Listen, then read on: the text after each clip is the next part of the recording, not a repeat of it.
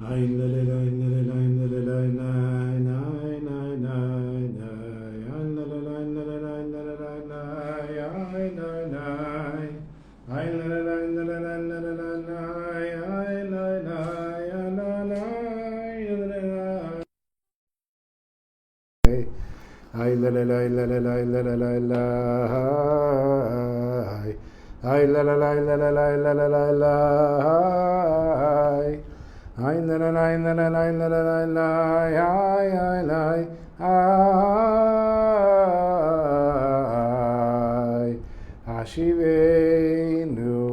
Hashem v'nashuva. I don't remember all the words.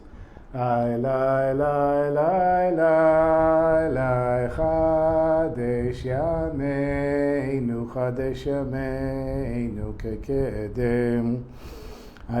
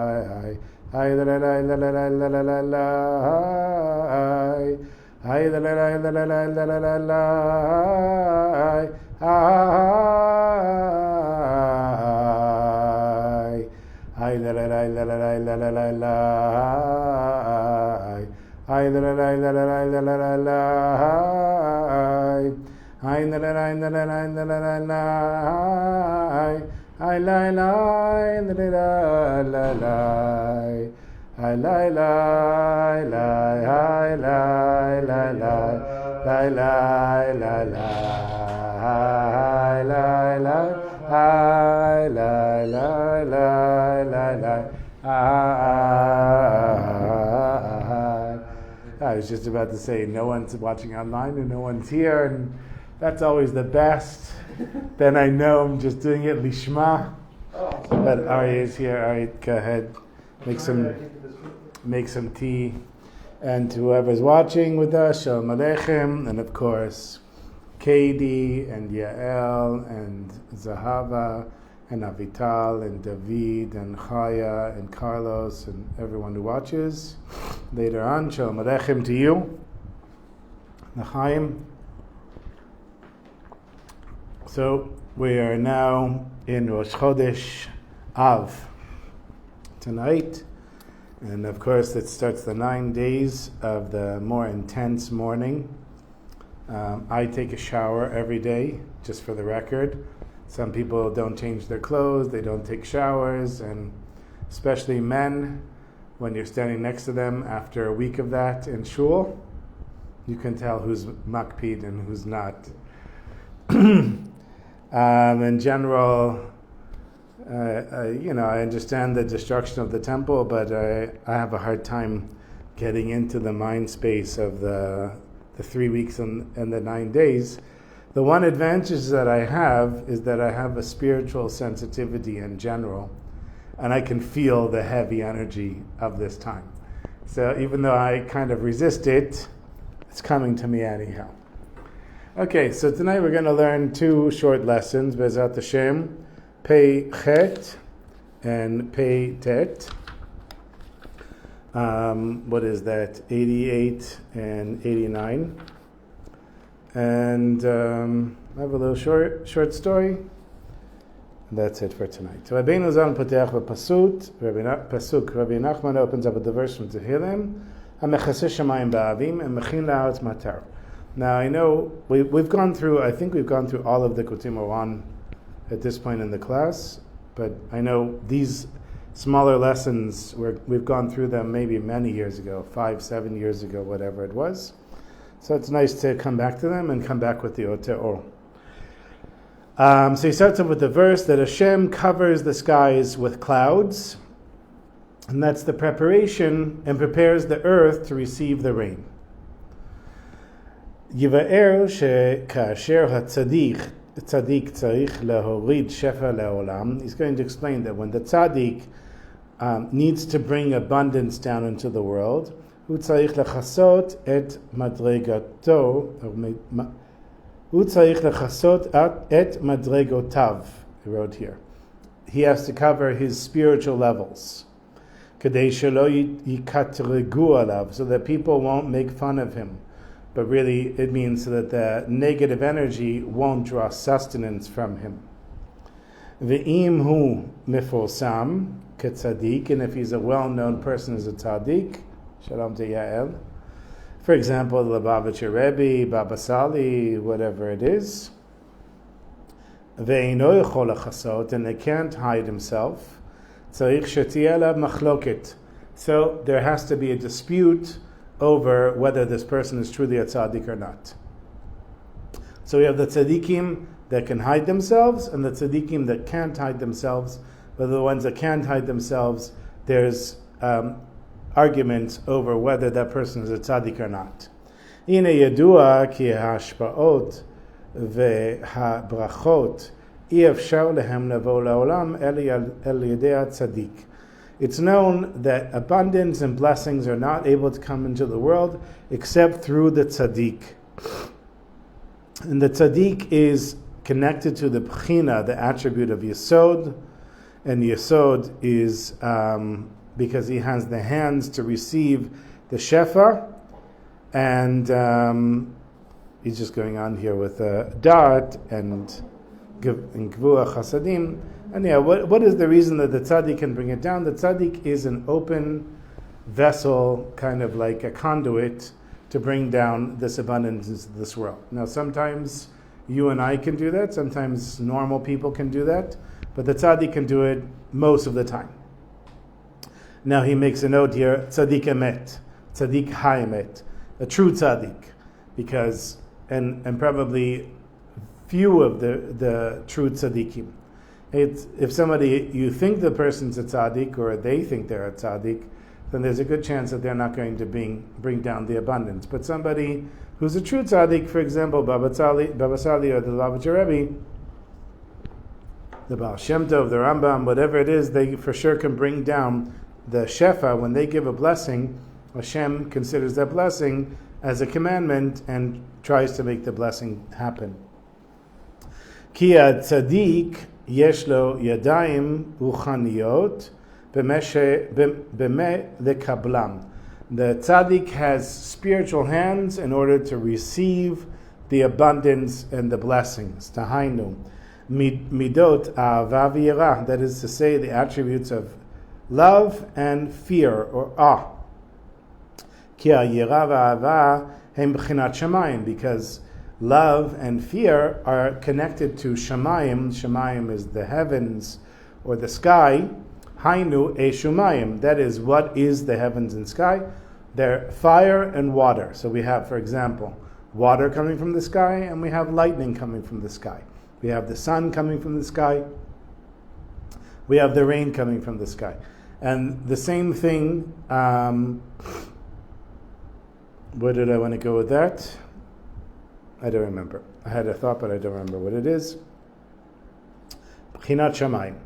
B'chinat chasadim gvot. That is, it's a combination of kindness and compassion. Kindness and stringency. And that's also the tzaddik. The tzaddik is able to have both of those. So the tzaddik is like shamayim, just like the heavens can bring down the abundance, right? Nothing's going to grow unless it rains. Even if you water the fields, there's nothing like when it rains. And the tzaddik, in a sense, is bringing down the rain. Shehem b'chinat yadayim. The shamayim v'aretz are like chesed and gvura are also our hands. We have yamin mekarevet, smol docha. The right hand brings close and the left hand pushes away. So these are also attributes that are connected to these two opposites that are like shamayim. Klomar, that is to say, the kabel behem et kol, one second, yad yamin keneged ahava, v'yad smol keneged yirah.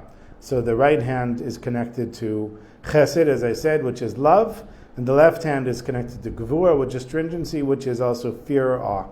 The kaben behem kol hashpaot v'kol bachot, to receive in the tzaddik's hands all of the abundance and the blessings. Klomar, that is to say, hayadayim naasot kelim le'echoz betocham et hashpaot.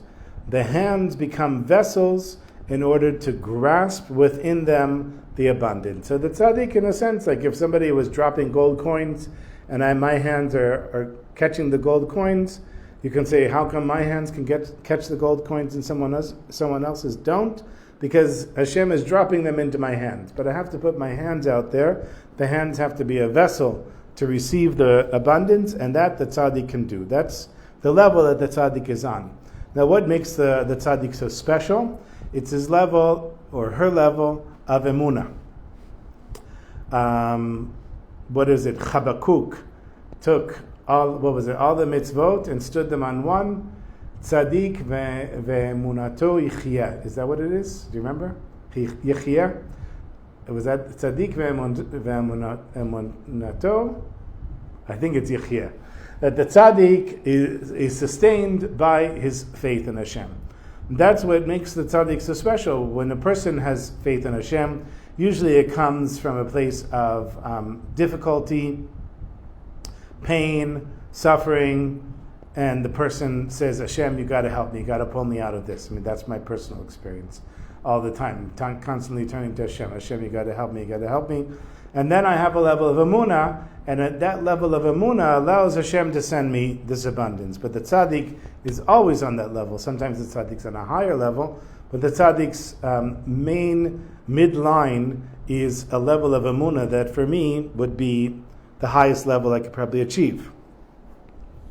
וצריך הצדיק כזה שיש לו מידות האלו, and the tzaddik that has these attributes needs to לגנוז, להחביא האהבה והיראה שלו ולכסותה.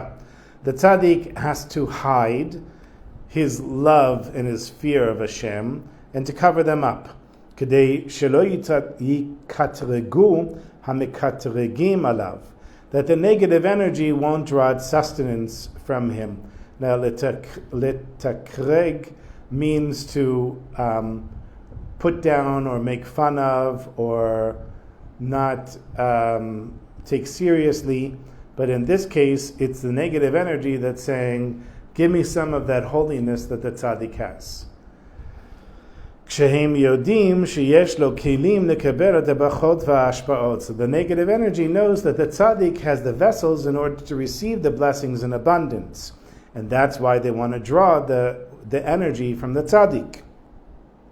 ויגזלו ממנו, and they'll steal from the tzaddik ההשפעות מפני, and they'll steal from the tzaddik the abundance because שיש בתוך השפע הזה Shefa haba lebnei adam she'asu gam everot. What's special about the shefa that the tzaddik is bringing down? That somebody comes to the tzaddik and says, please daven for my parnasa, for example. And the tzaddik will daven for their parnasa.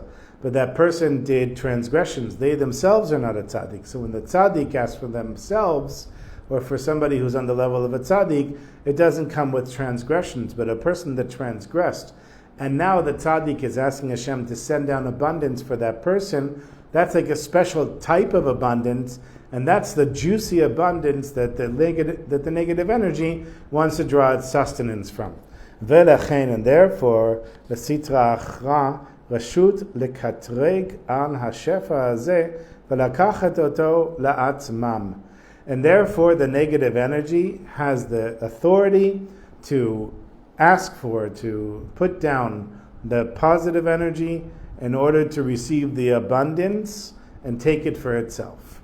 So there always has to be juxtaposing energies in the world. That's how the world works, just like in the old comic books, there's the hero, there's the villain. Not even the comic books, we have it today, Israel thinks that they're the hero, Iran thinks that they're the hero. Iran thinks that we're the villain. We think that they're the villain. But these two energies go against one another. I also think that it's pretty clear in the world who is the negative energy and who's the positive energy. But from their perspective, the two opposites exist. And so too in the spiritual realm. And so the negative energy is given the authority to take from the positive energy. It's just like anybody that goes into business, they're always taking a risk. Everyone's taking a risk when they go into business. They're investing money, they're investing time, they're many times buying things that they don't know if they're going to make a profit from it, and even the person that's selling it to them. So they're either the factory or they're the middleman. Everybody's taking this risk, and so the reason they take the risk, they can lose the money or they can make money. So that's why it's worth something. If somebody knew that they bought something and it's automatically sold, every time they bought it, it's automatically sold, then that's only the forward moving energy, and there's never the backward moving energy. For anything to count in this world, there has to be a tug of war, and one side has to be able to beat the other, always. And that's what makes this world what it is. That's why Hashem created this world in the first place, so there would be absolute free will. So, לכן צריך הצדיק להביא ולכסות את עצמו מהם כאשר השפע הזה עובר דרכו לעולם. So when this abundance comes into this world, now the tzadik has to cover himself up so that this, when the shefa is coming to this world, so that it won't be taken by the negative energy. So if you have a hidden tzadik, well, the cough is still there. Oh, Hashem. You have a hidden tzaddik, so the fact that he's hidden means that he can bring down abundance. Have you ever seen hidden tzaddikim? Are you? That you know of? You never really know. There's only one guy that I've ever seen. I only saw him once. It was here in Nachlaot. For sure, hidden tzaddik. There's no question. I never saw anything like it. It was this guy. He was probably in his 60s. He had like a beard and a white beard and a mustache and kind of a funny looking kippah. This is the most amazing thing. And he was walking around like this, very quickly, like as fast as he could. He was walking like this. Every single person that he passed was reaching in their pocket and putting money in his hand. And he came past me, and I saw him coming. Like I saw this chain of people giving him money, and I took money out of my pocket. When he came to me, I put it in his hand, and he kept walking really quickly, and he disappeared. And I looked at everyone behind me, like there was a chain of people behind me. And I said, what was that? And they said, right? What just happened to us? And then somebody said, that was probably hidden tzaddik. I never saw the guy again. But it was the most amazing thing. You had no control. You just wanted to give him money, and then he was gone. So I'm assuming that was a hidden tzaddik. Then, of course, there's also the hidden tzaddikim that you don't know about. People that helped you, people that did things, and then there's the people that know that they're tzaddikim, and they know they're hidden tzaddikim, but they're hidden for a reason. And one of the reasons is to bring down this abundance so that the negative energy won't draw its sustenance from there. But how are you going to find that tzaddik? Now, I told stories about the Lubavitcher Rebbe, told a few stories, and I've seen other similar stories where somebody came to the Rebbe and he says, go to this place and follow these signs. And they find this person, and you remember the story? There was the story of this guy whose wife was having a hard time giving birth, and the Rebbe said, go to this factory in the north here in Israel, count the 10th worker, follow him home. He goes, he counts the 10th worker, he follows him home, knocks on the door. His wife says, what do you want? He says, I'm here to see the tzaddik. She calls her husband. He says, how did you find me? He said, the Lubavitcher Rebbe sent me. He said, I can't believe the Rebbe found me here in the middle of nowhere. He gave him these cubes of sugar, and he said, your wife already gave birth, but these are for future births. And then he disappeared, because he told everybody on the kibbutz, and now everybody came, the guy was already gone. And then story after story, so there are hidden tzaddikim that tzaddikim know about, like it's not just in the time of the Baal Shem Tov. It exists today as well. And they're able to give a blessing, and the reason that their blessing works is because they're hidden. V'zeh bi'or pasuk, and this is the explanation of the verse that we opened up with.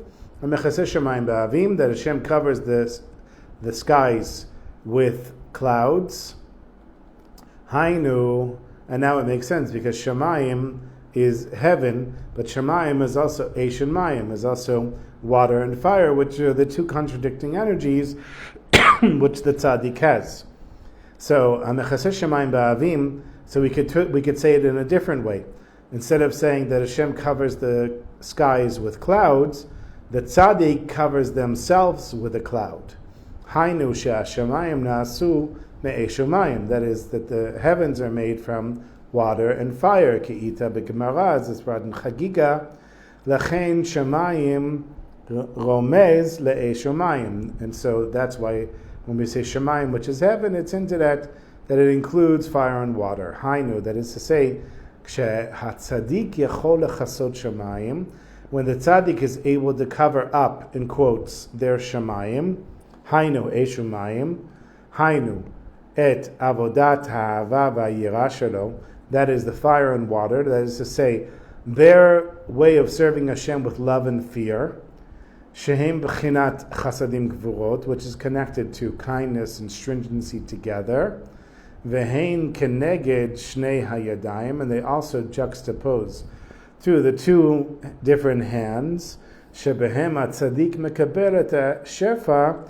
u'ma'avir oto le'olam, that with their hands they're able to receive the abundance and hand it over to the world. Azai, then it follows, hamechin la'aretz matar, that Hashem prepares the land to receive the rain. Hainu, that is to say, sheyachol lahamshich kol habrachot shehim b'bchinat matar, that the tzadik can bring down all of the blessings because the blessings are compared to rain. Now, what's special about rain? Rain is also called chesed. I think, if I'm not mistaken, that snow is called gvura.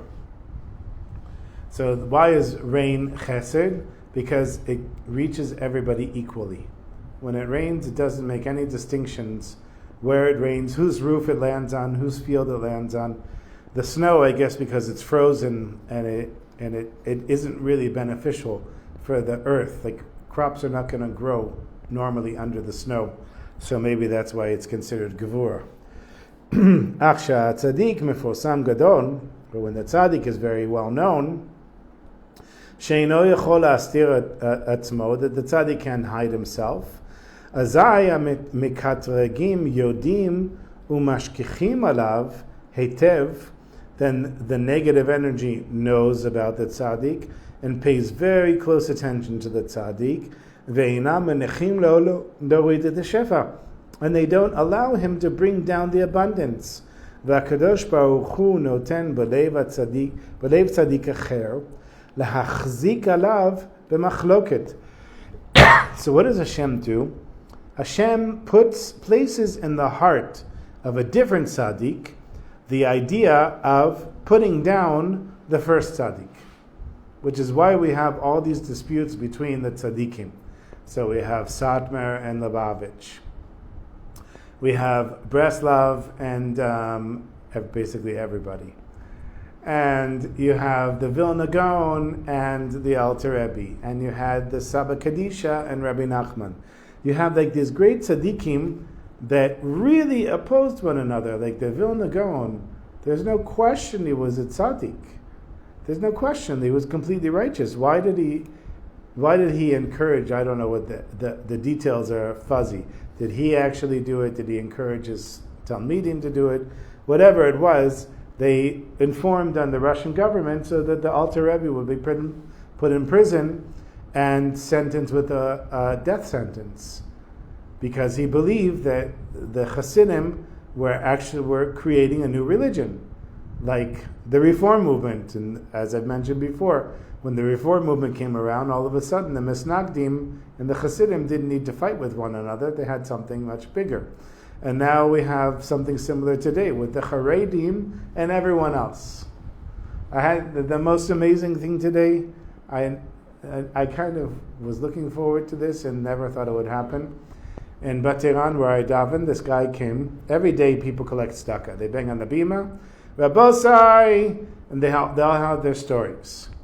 You know, we've got 15 kids in the family, this one's missing a leg, this one's missing an eye, the electric bill was cut off, like the worst stories you ever heard. And then they walk around with the bag or their hand, and they also have, the machine, the wireless machine. This guy got up and he said, the emergency situation that our brothers and sisters, that our brothers, not our sisters, our brothers are going through today, with the army wanting to draft them and the government putting sanctions on them, and we want to raise $3.5 million to stop to have legal protection, and we give seminars, and we do all these things in order to help them to not be drafted. And I was just amazed that the guy is raising $3.5 million, him and other people, to not serve. So I have been asking around, trying to understand why Haredim think that their Torah learning is better than somebody who's learning Torah and serving a miluim or serving the army, because all through Jewish history, Jews fought when they could. If they were drafted, they fought. Or if we were in the David HaMelech's army, we fought. And this idea that somebody just sits in an air-conditioned room and learns all day because they wear black, all of a sudden their Torah learning is special, is inconceivable to me. It's hypocrisy. So, what I understood from asking around is that the Haredim have a different view of the world. Their view of the world is that they are the true Jews. They're the real Jews. You are not, and I'm not. I'm a goy. I'm a goy that serves them. And now I could become Haredi, maybe like 3 generations from now. My grandkids or great-grandkids could be Haredi. But there'd always be the Baal Tshuva blemish on them. Sephardi Haredim, they're not real Haredim, they're wannabe Haredim. And why is the army ever successful? Because of the Haredim. Now, the Haredim, ironically, are going to have their moment of truth one day as well. I don't know when it's going to happen, but all of these things that go off the main path of Judaism, which is so ironic that the Haredim believe that they're the most Jewish of Jews, but they're actually a distortion of Judaism. They eventually, there's a reckoning that comes. Now, why did I say that? Because there's all of these machlakot, there's all these disputes between righteous people, and I really believe that when somebody who served in the army is shouting at a Haredi who says, I'm not going to serve, that they both believe that they're righteous, that they both have some valid point, and that enables the tzadikim to bring the shefa into the world. Ledaber alav kivyachon dvarim asurim. So Hashem puts these thoughts into another tzaddik that they should think forbidden things about the other tzaddik, she'ein hu noheg keshorah, that he doesn't behave in a proper way. And why does this happen? Kedei lechasoto me'ein hamikatregim, to cover the tzaddik up from the negative energy. Ki kasher hem shomim et hamachloket hagdola alav, because when they hear the great dispute over the tzaddik, sheyotzet mipi tzaddik acher, that comes out from the mouth of another tzaddik, hen ma'aminim ledivrei hamachloket, they believe the words of the disagreement. Ve'imomim sha'tzaddik harishon ha'meforsam eino tzaddik, and they say that first tzaddik that's famous, he's not really a tzaddik. So if you took, for example, Baba Sali, and people said, Baba Sali, what is he? He's just some guy who can barely speak, he can't learn, he doesn't have any teeth, he can't do miracles. Then the angels that are listening to this, they say, okay, he can't do miracles, and that enables him to do the miracles. So as long as there's one person, or even better, if there's a big tzaddik that's opposing another tzaddik, then as far as the mekatragim are concerned, they're going to believe the disagreement because it's also coming from a tzaddik, right? If they're taking the positive energy from the first tzaddik, they're doing it because it's the real stuff. They're sucking that energy out because they know that it's the best, holy, positive energy.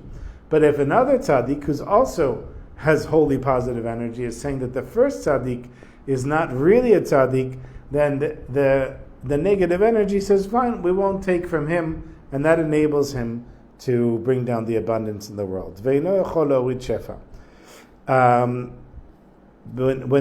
So we have here ve'omorim she'atzadik rishon mefosam ve'eino tzadik ve'eino yachol laorid shefa. So they say that this is one tzadik talking about another, that he's not worthy, and his brachas don't count for anything.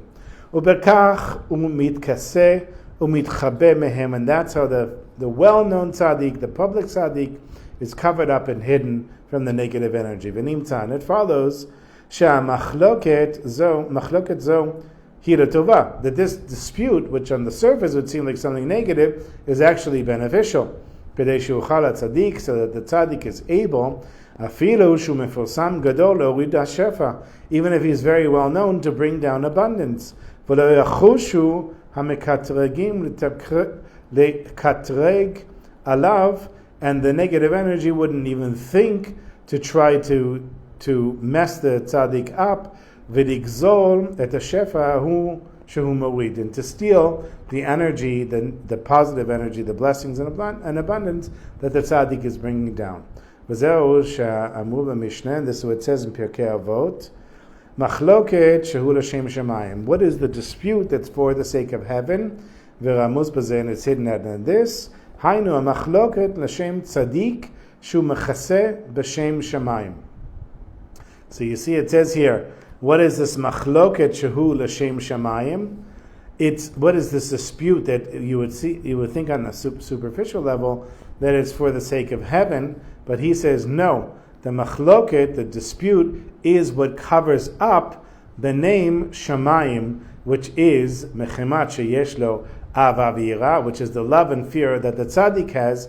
Hainu l'shem shemayim kedei la'astir me'einei hamekatregim et ha'ava v'yira sheyesh l'tzaddikim mefosam hazeh. So this dispute is covering up the fear and the awe and the love of Hashem that enables the tzaddik to bring down the blessings. Kedei lahachin al yedei zeh matar leolam, in order to prepare the rain for the world, shu b'chinat ha'ashpa'ot v'abachot, which is connected to the blessings and abundance. Shelo yachushu hamekaterigim lenasot ligzol zot mimenu, that they wouldn't even dare or think to take the blessings from the tzaddik, to steal them from the tzaddik, ki choshvim sheino tzaddik, because they think that he's not a tzaddik, mipnei sheroim ki tzaddik acher cholek alav umedaber alav shu oseh dvarim asurim kivyachol ubezeh mistater, because they see that there's another tzaddik that is putting down the first tzaddik and speaks words that he shouldn't say, as it were, about the other tzaddik, and with this, he's able to cover up the first tzaddik. Okay, that took longer than I thought it would, but the next one is very short. So now we're going to move on to Pei Tet.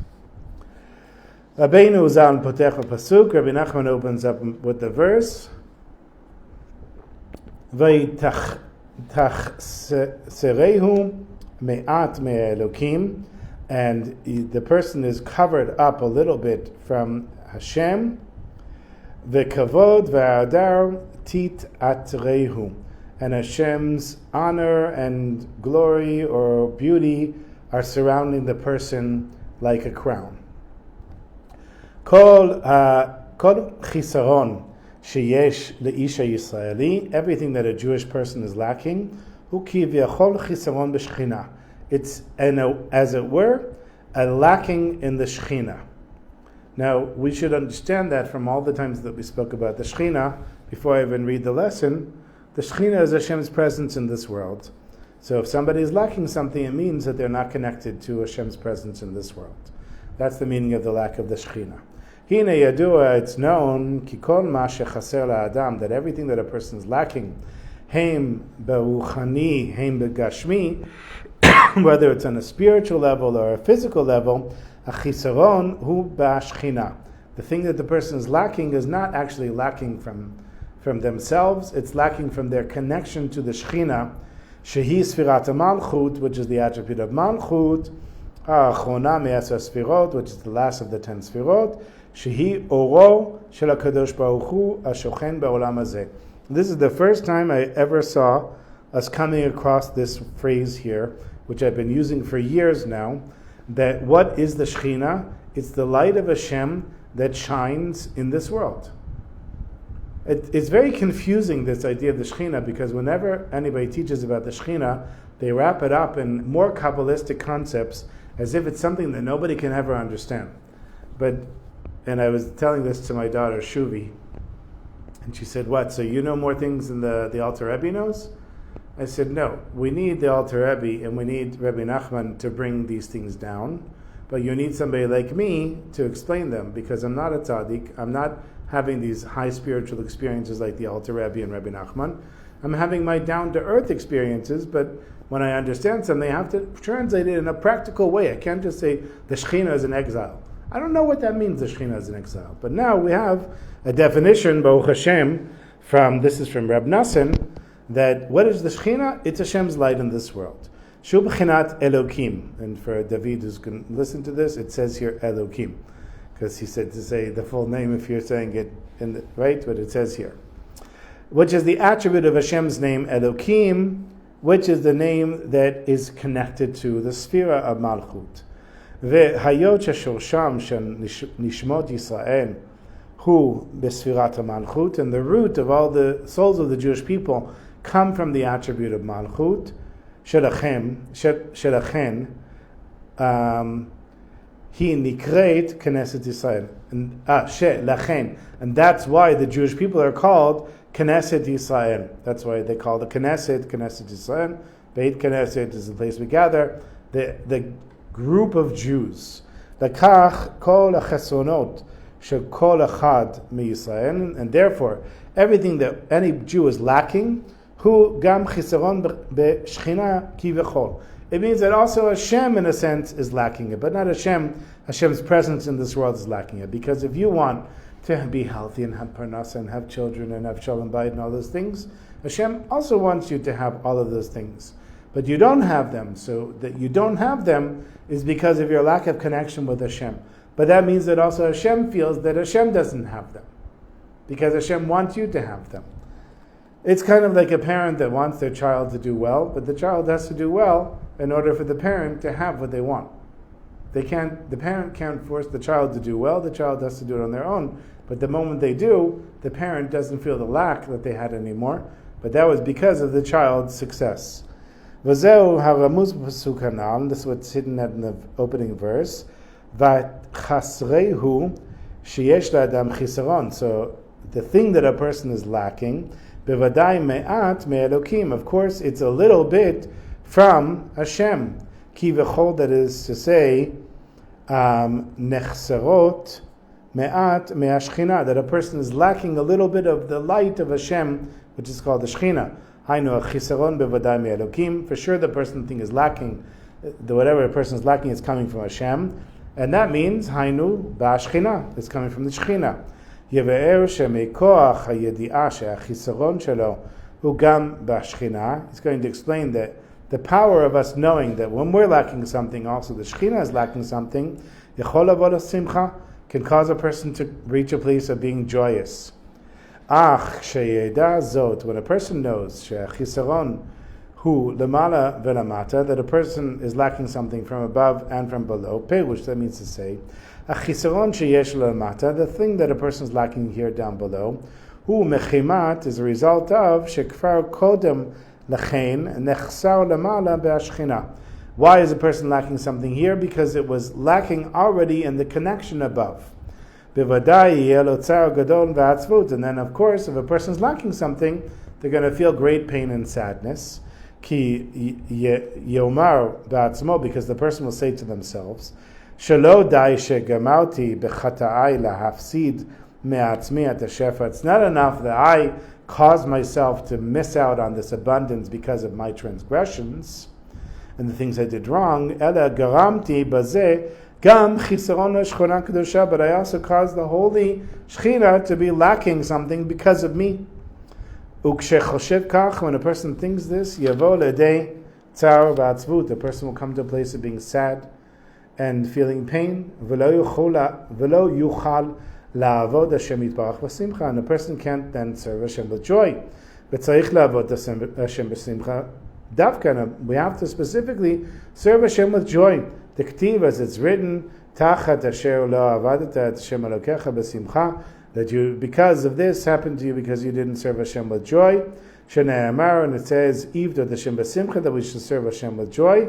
V'hu b'tzaro b'atzvuto nichnas lemochim lekatnut, because a person now is so hard on themselves, and now they also feel like they took something away from Hashem, it puts them into a place of sadness and pain, and a constricted or small-minded consciousness.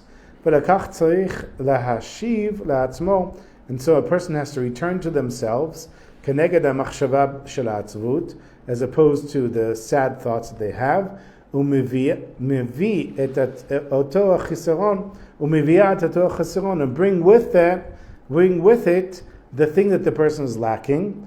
Ma'ani u'mechayai, what am I and what is my life worth?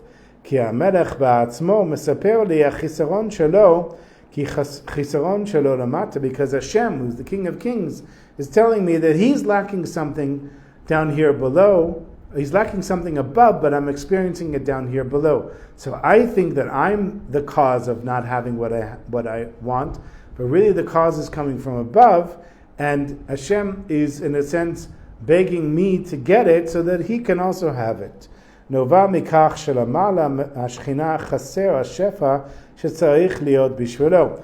It comes about because up above, the Shechina is lacking the abundance that needs to come down for you, for the person down here. And then it follows that the thing that a person is lacking, HaKadosh Baruch Hu mesaper lo kivyachol et hachisaron shelo b'shchinat uzo. Then the person is, in a sense, sending a message, Hashem, in a sense, is sending a message to the person that my Shechina is lacking something, and you're just experiencing it because you're the thing that exists in this world. Ki yesh la'adam kavod gadol mizeh she'amelech ba'atzmo, because a person can raise themselves up and say, wow, what an amazing thing that Hashem Himself, mesaper li, is telling me et hachisaron shelo, the thing that Hashem is lacking. U'kshechoshev machshava zo, when a person thinks this thought, bitoch kach ba'al simcha gdola, it can bring a person to be truly joyous. Al hakavod she'Hashem mechabdo, because of the honor that Hashem is giving to this person. She'nitchatshu mochim shelo liyot mochim legadlut, and then it allows a person to now have an expanded consciousness. She'inyan ze na'aseh al yedei hasimcha. How do we get an expanded consciousness? Through joy. V'zeu mesayim b'pasuk hanan. This is what he finishes the verse. V'kavod v'adar te'atrehu, and Hashem's honor and beauty will surround the person, lashon atara v'keter, like a crown. Hainu al yedei kavod v'adar sheyesh lo, because by the honor and the beauty that you have, she'amelech ba'atzmo mesaper lo hachisaron, that Hashem is telling you what He is lacking, te'atrehu b'mochim chadashim, you'll now have a new way of understanding things, and you'll be able to serve Hashem with joy. It's like a classic Rabbi Nachman twist. Always looking for the Nikudot Tovot.